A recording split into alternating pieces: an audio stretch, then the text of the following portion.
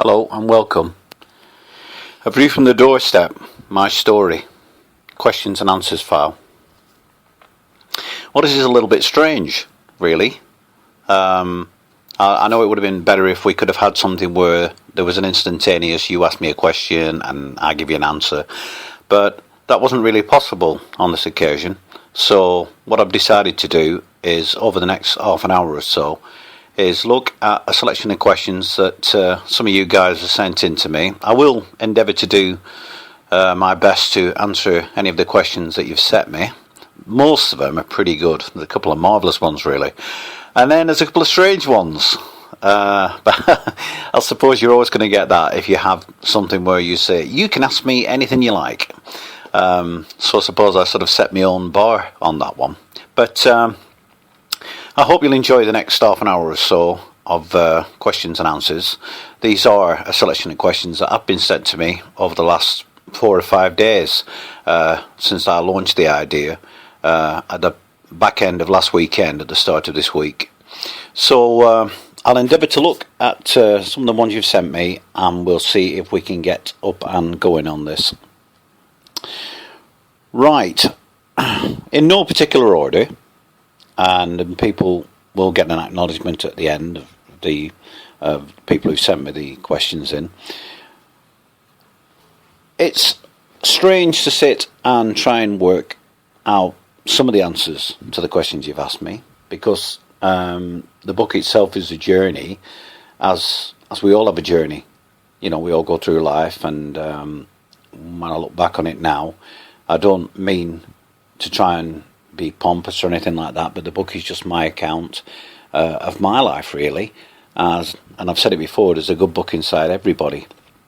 The ability to be able to then put it down is a little bit more tricky, because you're trying to keep it in some sort of chronological order so that it runs in a sort of a set framework, because you're going to start when you're born, obviously, or around that time, and then ideally you want it to run up to today. But what I've found by putting these small chapters together is that sometimes somebody will send me a reply, or by talking about something, it then tends to set off another memory. So sometimes you can be talking about something, and then all of a sudden you've got a memory of when you were younger, and you think, well, hold on, I've sort of covered that area. So if the story does tend to jump back and forth sometimes, that's the only reason that's happening, really, because it's very difficult to try and keep it within that kind of set chronological order all the time. So I hope that you'll bear with me on that. As I say, I've got the best part of 20 questions. I've whittled it down, and these are some of the more thoughtful questions. Not thoughtful questions, there's one or two, as I say, which made me smile when I read them, but we'll start off with this. The first question: what would you say to your dad about your childhood if you could speak to him for 5 minutes? Is there a question, and what would you ask him? It's a bit strange, because even though I'm in the process of looking back and detailing my story, I'm not really one of those people that looks back with the intention of exercising any ghosts or anything like that. What has actually happened has happened, and there's no amount of talking can change what's happened. All you can do is document it and try and let people see how it sort of panned out. And I hope by typing some of the things that I've typed, or writing some of the things that I've wrote, if you'll excuse my grammar, not one of my strong points, but I hope that some of you others get a sort of flavour as to what I'm trying to get across. And you really can't change the past. You know, that's one of the things that people think. They think, well, you know, if I revisit a certain thing, I'll be able to change it. You can't. There's no way that you can go back and change anything. You can go back and look at it, obviously, and that's what I'm doing a lot of the time when I'm looking at the things that I've wrote. I am obviously looking back and seeing things that have taken place, but there isn't any way you can change it. So, as to what I would say to my father about my childhood, I don't really think I'd say anything. I've sort of reached a stage in my life where I'm at where I am, and there are certain members of my family who I think struggle with what went on more than I do. But I'm not at the stage where I need answers. I know what took place, I know what occurred, and no amount of wringing of hands or anything like that can change it. So I don't really think that I would say anything, because it would not change anything, Anyway, that's the first question. Second question, what was your first ever girlfriend like, and were you at school? I didn't... being around girls and that was never really my forte.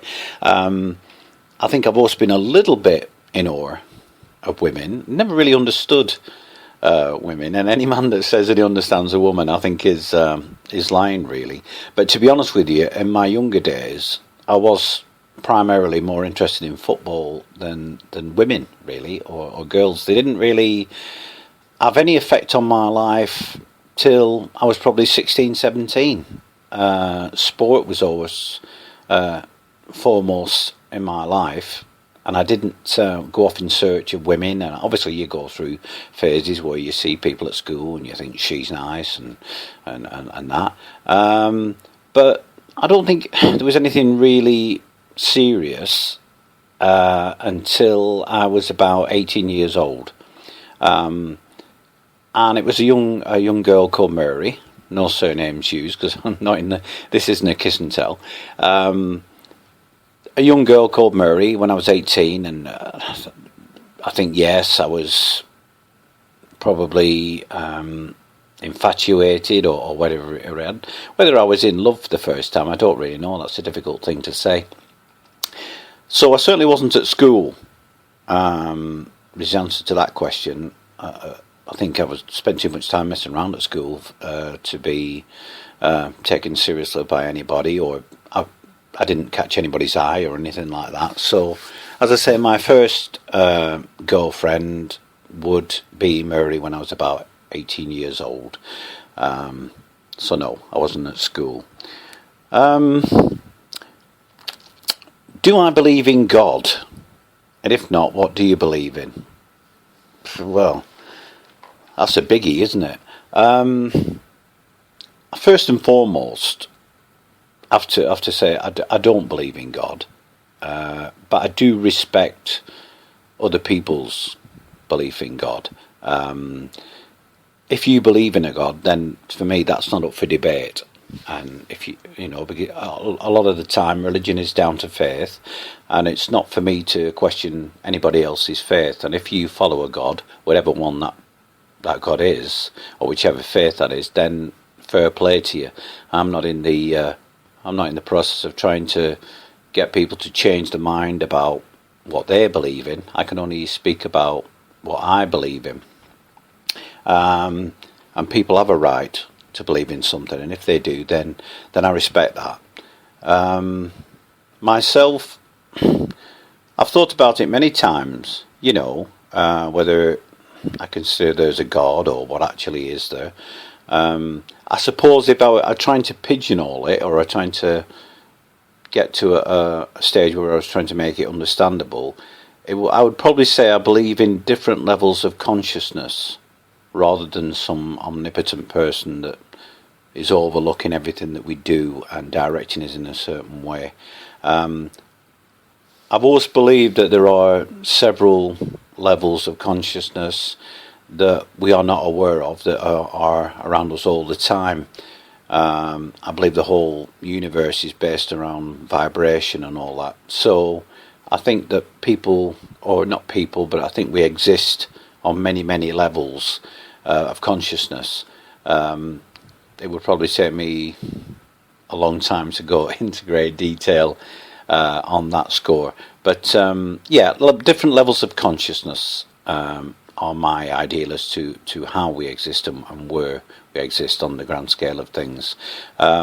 Religion has never been very important to me, but I do, as I say, I do respect other people's religions, and we all should, whatever that religious leaning is. So my belief on that level, as I say, is down to different levels of consciousness. Although when I was younger I did tend to study things, especially around the time when I nearly drowned, because it does make you question things. The second time I nearly drowned I was 13 years old, so I was starting to reach an age where I did question things, and for 10 years I was in the Psychic Research Society of Great Britain, and I used to question all sorts of things and go and investigate all different kinds of things, but never really found the answers to what I was looking for, really. And you can only really go in search of your own path as far as religion is concerned. I think, when you hear people say, oh, well, I'd like to believe in this religion or I'd like to believe in that religion, religion is a very personal thing, and we all should follow our own paths as far as that's concerned. I've also always thought that if something was that good, it wouldn't have to sell itself. Now, as I say, my viewpoint is that I don't believe in God and heaven as a kind of existence, but I do believe in different levels of consciousness. So I suppose that's the answer to that question, really. Joyce has asked me, Joyce Green has asked me a very interesting question. Of all the memories and stories you have told and written or remembered, which one has had the biggest effect on you or your family, and why? And also, has writing things down closed any doors on bad memories for you, and have you been able to forgive? It's like I said, to me, it's not really about forgiving people. The most traumatic time of my life growing up, as like my brothers and sisters, was being around a violent father. So I can't go back and forgive somebody. I don't carry it around with me and use it as a stick to beat myself. I look back at what went on and I think, that was then. It's not a case of that was then, this is now.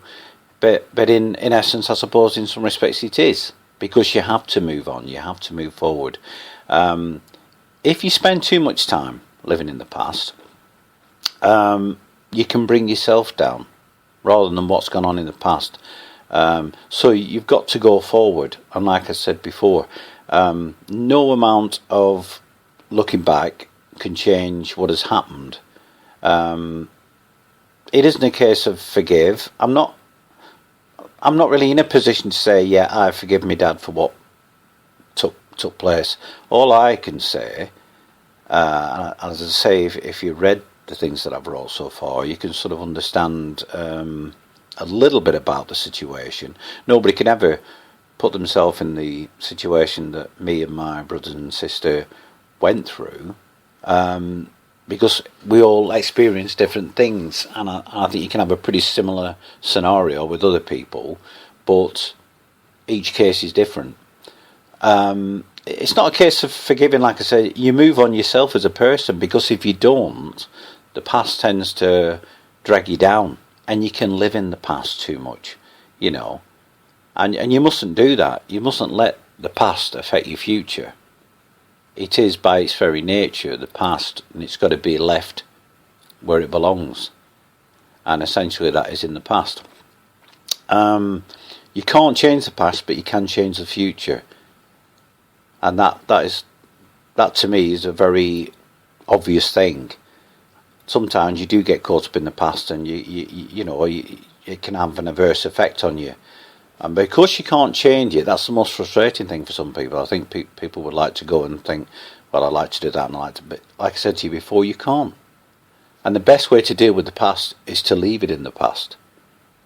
Acknowledge it, yeah. Of course you acknowledge it. But you've got to say, this is my future now, this is where I'm going, this is what I'm going to do. And by that way, you are in charge of the direction of your own life, you know. And this is why you mustn't arc back to the past, you mustn't let people bring you down about the past. People will try to do that. But you have to keep looking forward. Next question. Have you got a special place you want your ashes scattered? Never really thought about that, to be honest with you. I know that I'd like to be cremated. It's not that I got anything about being, it don't bother me about being buried because I won't be conscious of it anyway.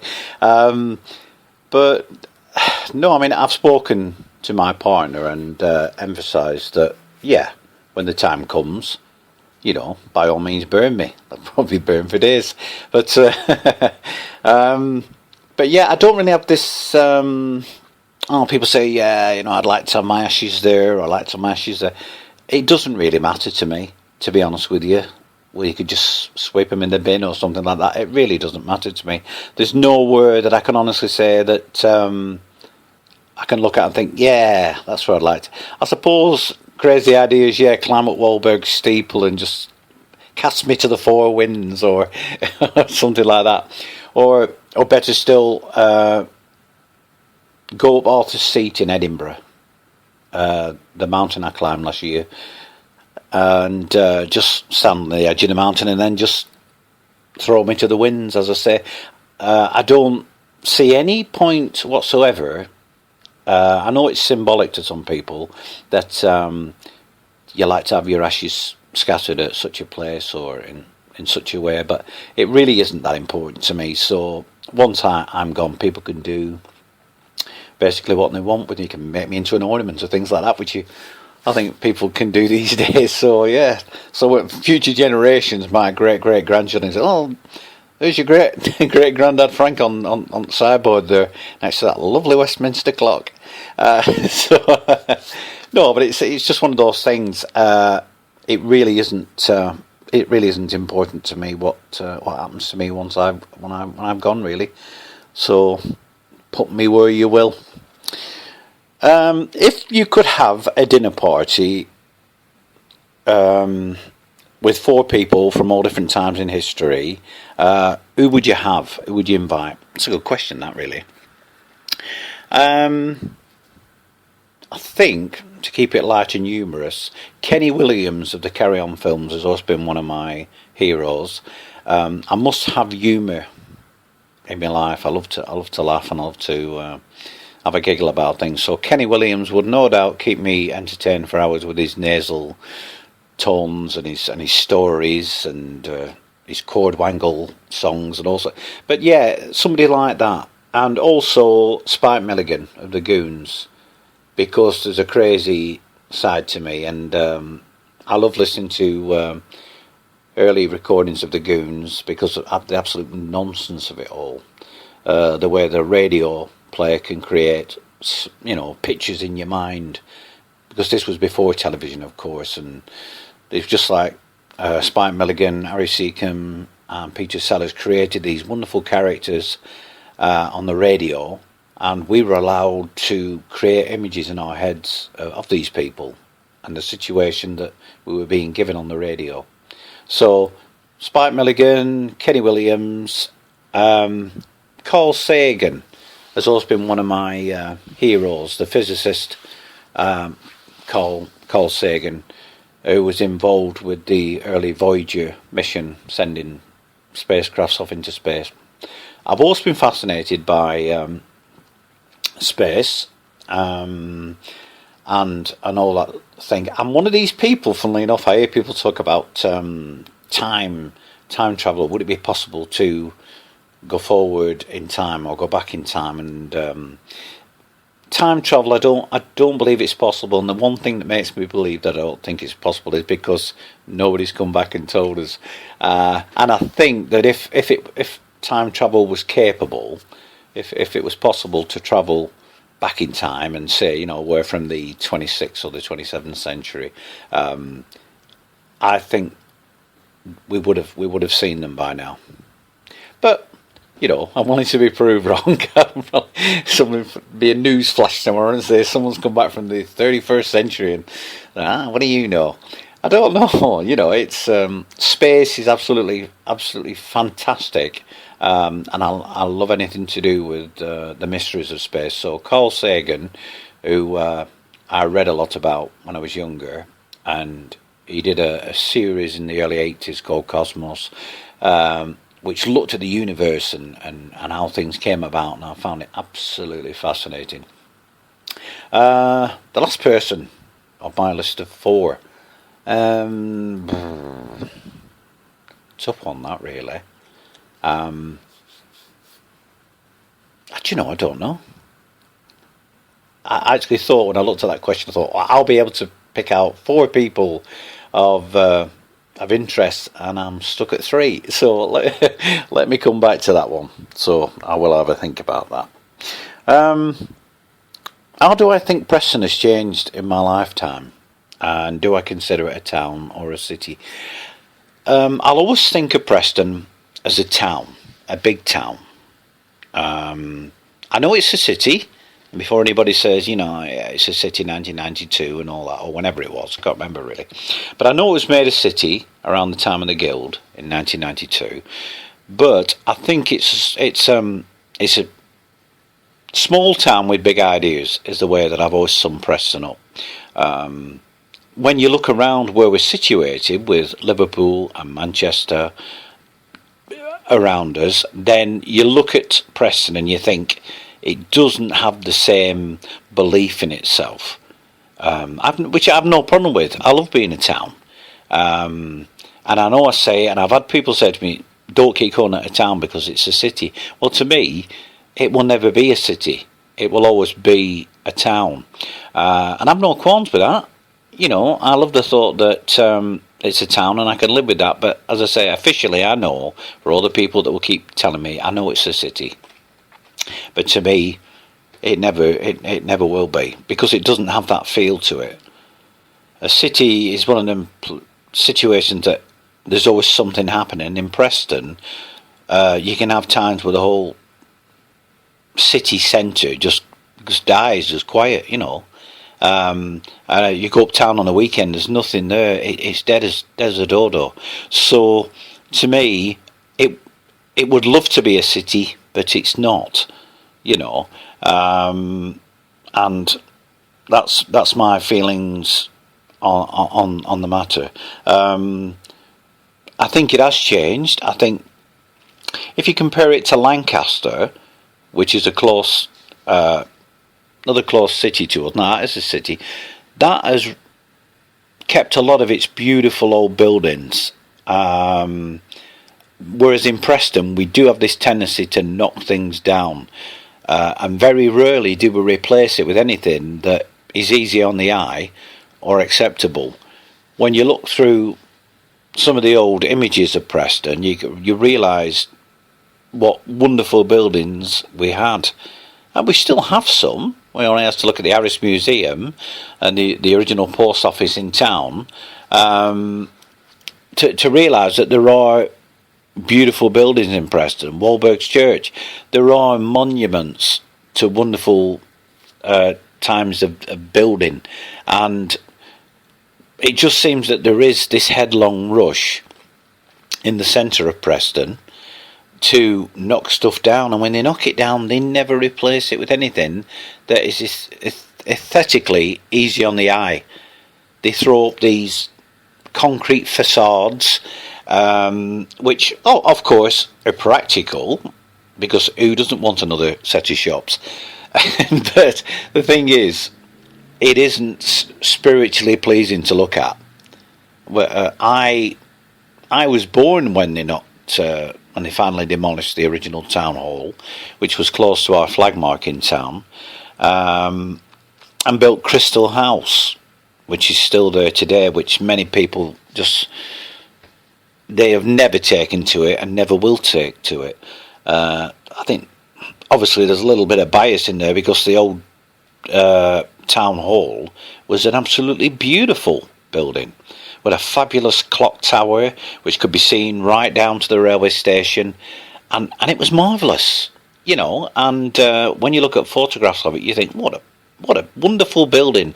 How was it left to just be finally demolished? Whereas now, if you could have been in a situation where you could rebuild it or repair it, fabulous. But of course, in the 1960s, we did go through a stage of, let's move forward, let's go forward into the future, and I don't think too much was considered as to how we were going to look to the future, or how the buildings of the future were going to look. We just decided that we were going to flatten it and build on it, and because of that, we ended up with some real monstrosities. Anyway, that's what I think. To me, Preston will always be a town with big ideas. That's my thought, anyway. A question here, because of I was brought up in the situation when I was brought up. Are you off alcohol? You see, I don't have a problem with alcohol, although I grew up in a situation where a lot of bad things were done through alcohol. Now, to me, it's that old thing, isn't it? Everything in moderation. If you want to have a drink, have a drink. But whatever you do, be sensible. There isn't this great, I must drink 20 pints a night, or this, that and the other. But I've got absolutely nothing wrong, or I haven't anything against people if they want to have a drink and enjoy themselves. Seeing what I saw when I was growing up made me realise what can actually be done and how people can actually be when they're under the influence of alcohol. And it can be quite horrendous. And it does change people. We know that. Anybody that's had a drink knows that it does change as a person. Some people fall asleep. Some people get angry. Some people just end up doing daft things. It affects different people in different ways. And I can take it or leave it. I would rather have a pot of tea than a drink. I don't like beer or lager or anything like that. If I had a drink, if I might have a whiskey, or I might have a rum and coke, something like that. I would primarily, if I was going to have a drink, I would have a short drink rather than beer or things like that, because I just don't enjoy it. Don't get anything from it. But what I'm saying is, if you do, fair play to you. But it's like I say, have it in moderation. You control the drink rather than the drink control you. That's the problem. Some people are absolutely wonderful, and then they have a drink and they become this other person. That's what it does, and that's how it can have an effect on you. But I am not, and never would say to people, right, I don't drink, so you shouldn't drink. I don't smoke, so you shouldn't smoke. Again, personal preference. It's got to be. We live in a society where people have got to make their own minds up about what they do and how they behave and all that. But I'm not here to tell people what to do. I never would. I'm just saying that it's not for me. I don't enjoy drinking, but I think if you enjoy a drink, then fair play to you. Just moderation, and don't go around hurting people when you've had something to drink. I know that's easy to say, but as I say, people do the silliest things when they're under the influence of alcohol, but that's the nature of it, unfortunately. Right, next question. Is there a place you'd like to travel to? Never really thought about it, to be honest. I like Canada. Never been, obviously. But as a country, when you look around the countries of the world and which ones appeal to me, and where I would like to go, where I would like to travel, Canada's always been one of those places which I've thought, yeah, lovely. Would I go there? Probably not. Southern Ireland appeals to me. My family come from Limerick in Southern Ireland, so Southern Ireland has a has a bit of an appeal to me, but also the Highlands of Scotland. If I could sort of like pack up all my belongings tomorrow and move anywhere, I would go to Isle of Arran or somewhere up in the Scottish Highlands, somewhere remote, So, of course, that's an escape. Even though I live in a town and all that, and I do like all the hustle and bustle, I love to escape and just off you go to the wild, and things like that. So if I could go and visit somewhere, Southern Ireland or the Scottish Highlands, I have no wish whatsoever to travel abroad and go to exotic places. I'll stick with what I know. Thank you very much. And those are the sort of things that appeal to me. Apart from your children, what has been the happiest time in your life? Well, children being the happiest time in my life. Children are a wonderful thing. At different times in my life, there were times I wanted children, and then there were times I didn't, and then I did, and I didn't. I think if people are honest, as you go through your life, there are different things you want at different times of your life. And at different stages in my life, I wanted children, and then at different stages, I didn't. I could have very happily lived my life and not had children. But of course, once they arrive, I've got two boys, Mitchell and Ryan. Once your children are here, and you'll understand this if you're a parent, you can't imagine your life without them. There are times you wish, but they're there, and they're part of your life, and they're part of the structure of your life. And up until you actually having a child, you can think in so many different ways. But once a child arrives, it changes your life forever.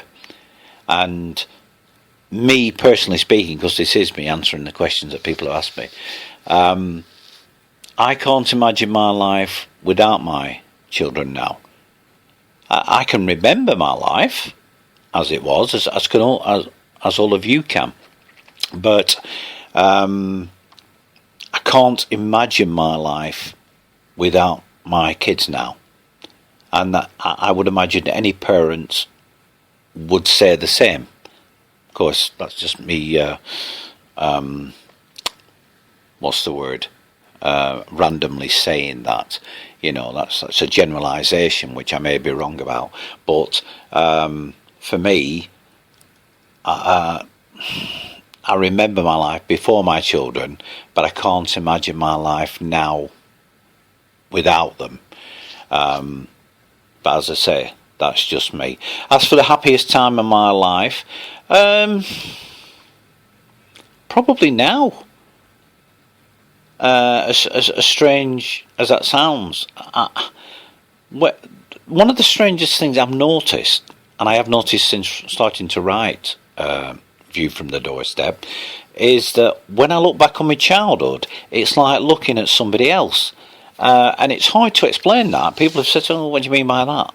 But it's like looking at somebody else's life, because I look at my life now and the way my life is now, and then I look back to my childhood, and even though it's my childhood and it's only really like one generation on, it's a bit like looking through a mirror, or looking through the looking glass, if you will. It's like watching somebody else's life.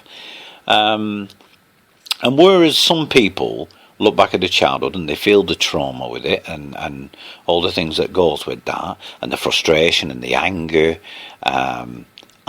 I have none of that. I genuinely do not look back and think, "Oh, I'm so frustrated about this and this."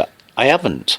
When I look back at Frank as a younger lad, it's like watching somebody else. And when I write these things, sometimes I can fully remember them happening, but when I read it back, I think to myself, "Is that someone else's life, or is it mine?" But I know it's mine.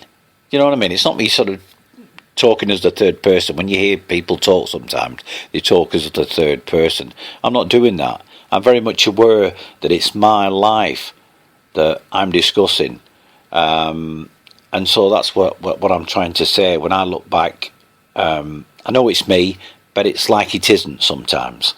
So I don't know, other than that, how to explain myself other than that. Who do you admire as a person or people? Who do I admire as people? I admire people who work in the emergency services. People who go out and do wonderful, heroic things that I never could. People who put out fires. People who save people's lives. And people who go and do things that I can't or wouldn't, because I have no way of knowing how to go about these things, you know. But I admire people who do that, who each day after work in such terrible situations, you know, and we just take them for granted. And you look at the things now in the, in the hospitals and all that, and the nurses and people trying to do a job, and people are turning around and being violent with them, and drunks are turning up at hospitals and behaving in such a way which is disgusting. You know, people there are trying to help you, and somebody can then just turn up and be violent or verbal with these people. They want the book thrown at them.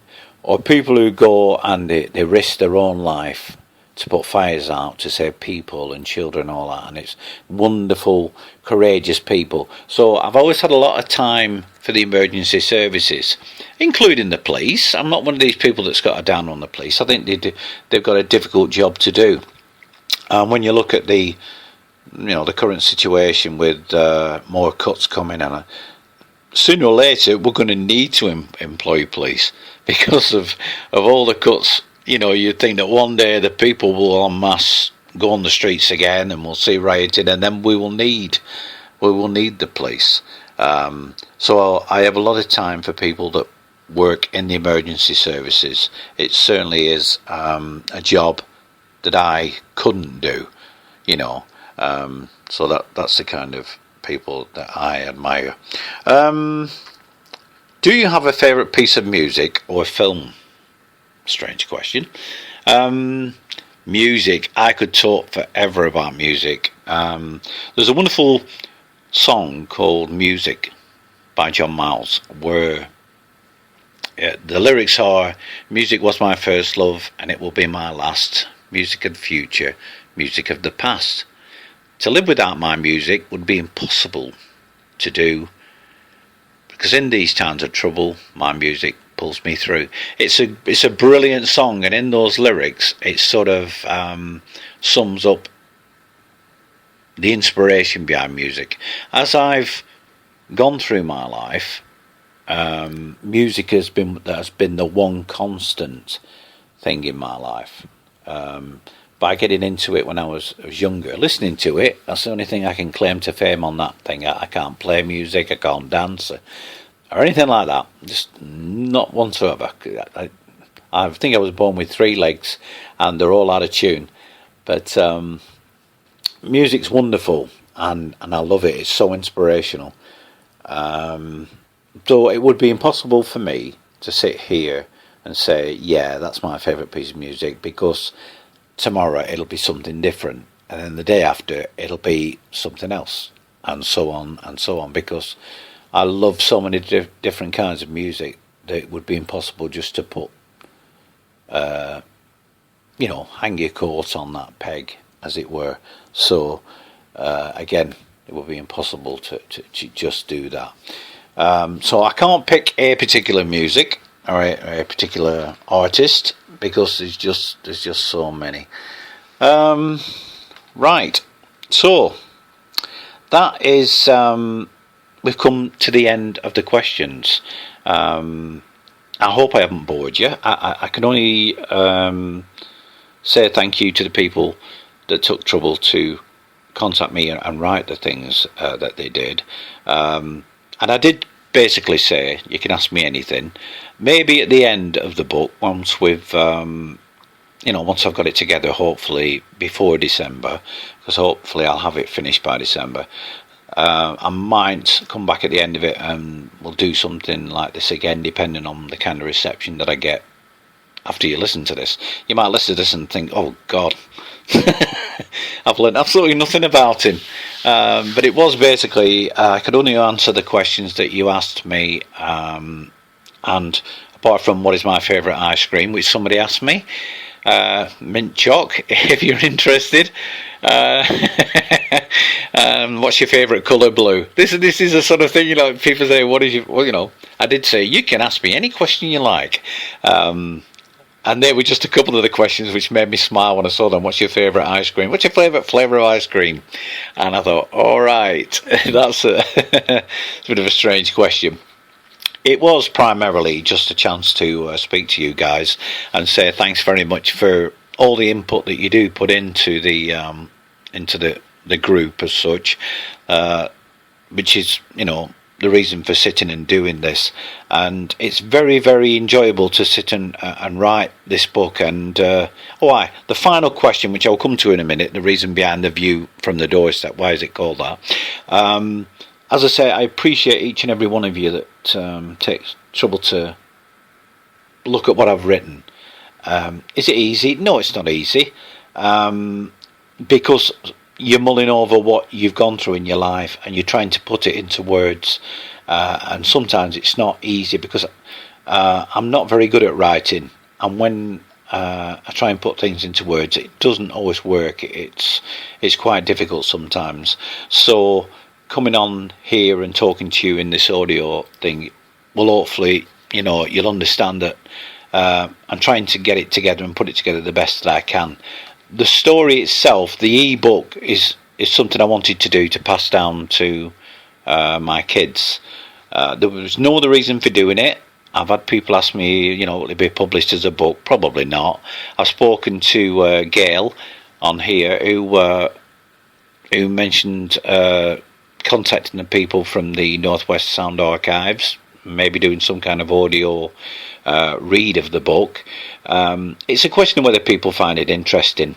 We've all led a life, and we've all got interesting lives, but whether our lives come across as interesting to other people, I'm really not quite sure. I know that I get some lovely feedback off all of you, and it's great to see the comments that you write, and when you come on and you like it, that's great. I love that. And as I say, that inspires me to keep doing it, because as I say, I want to get it finished before the end of the year, and then once it's finished I can throw it all together in an ebook and just pass it down to my kids, who will not be interested in it remotely for at least 25 to 30 years, by which time I'll have long gone. But when I was their age, my eldest now is 18, and when I was 18 I didn't care. I didn't really want to know about my mum and my dad and all that, not the background to them, you know what I mean? I didn't want to know what made them tick. And as you get a little bit older and you look at your life, that's when you tend to spend more time looking back. And when I do that now in my family and I look around, there's no one to answer the questions. When I speak to Dec, my brother, about the past, and he has different, his feelings towards the past are different to mine, and that's fair enough. I respect that.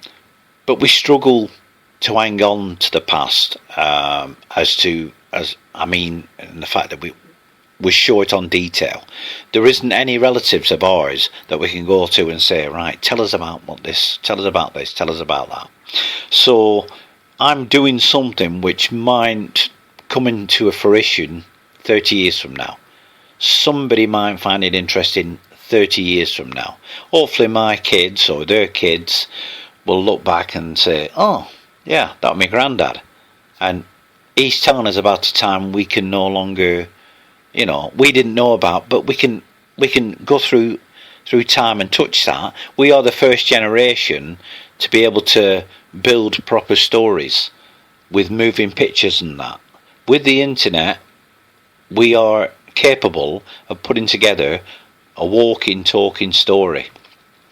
And I really appreciate you guys for sticking around and coming along and seeing what I brought each day. I can only think it's tedious because me, it's just my life, and it ain't anything special. Each and every one of you has lived your life, and it will be as colourful as mine.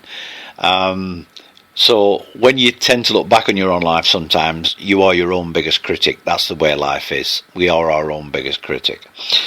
My final question: where did I get the name View from the Doorstep? Well, really, it's self-explanatory. When I was thinking about names for the book, I worked on getting an image of what I wanted, an image I wanted to pass down to my kids. Now, I was born on Wellfield Road, 69 Wellfield Road, and a while ago I went and photographed several shots from the doorstep, and the one that you see on the banner at the top of the group is actually from the doorstep of 69 Wellfield Road, looking over towards St Mark's Church and looking up the road towards the railway bridge and onto Ashton Street. So to me, one or two ideas spun around in my head, but I thought, what could I call this thing? So A View from the Doorstep, my story, is basically what it is. It's not complicated, it's quite simple, but a couple of people have actually inquired as to why I gave it the name View from the Doorstep. So there you go. Can I say thank you to Joyce and Gail and Emma, and people, I've gone blank now thinking about it, but you know who you are, the people who sent me these questions. I really appreciate it, and I just hope that this was interesting to listen to. It probably wasn't, it was probably boring, and I'll no doubt have bored you to death, but it's given you a chance to ask me some questions and find out a little bit about what makes me tick as a person, and I just hope you found it interesting. So thanks for sticking around, and let me know what you think. Take care. Bye bye.